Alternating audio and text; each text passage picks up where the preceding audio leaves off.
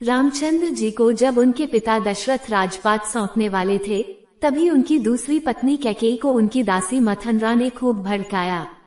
मंथरा ने कहा कि राजा तो आपके बेटे भरत को बनना चाहिए। इसके बाद कैकेयी ने राजा दशरथ से 2 वर मांगे। पहला, भरत को गद्दी मिलनी चाहिए और दूसरा, राम को 14 वर्ष तक वन में रहना होगा।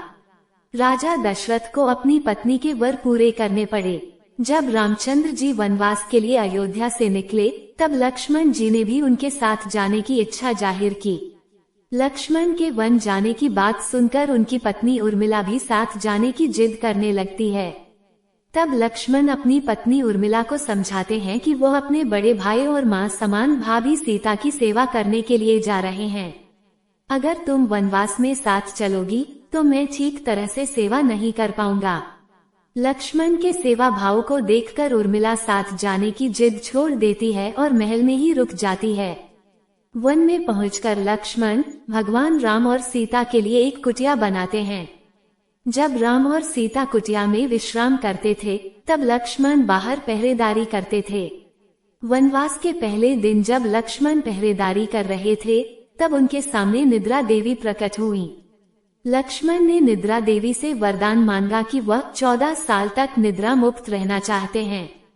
निद्रा देवी ने कहा कि तुम्हारे हिस्से की नींद किसी और को लेनी होगी।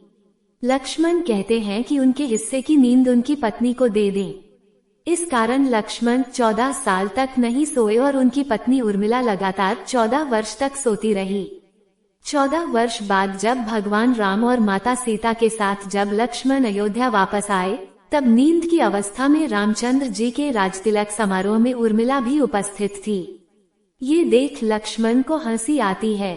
जब लक्ष्मण से हंसी की वजह पूछी गई, तो उन्होंने निद्रा देवी के वरदान के बारे में सब कुछ बताया। लक्ष्मण ने कहा कि जब मैं उबासी लूंगा तब उर्मिला की नींद खुलेगी।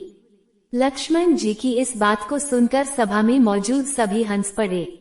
सभी को हंसते देख उर्मिला लज्जावश समारोह से उठकर बाहर चली जाती हैं।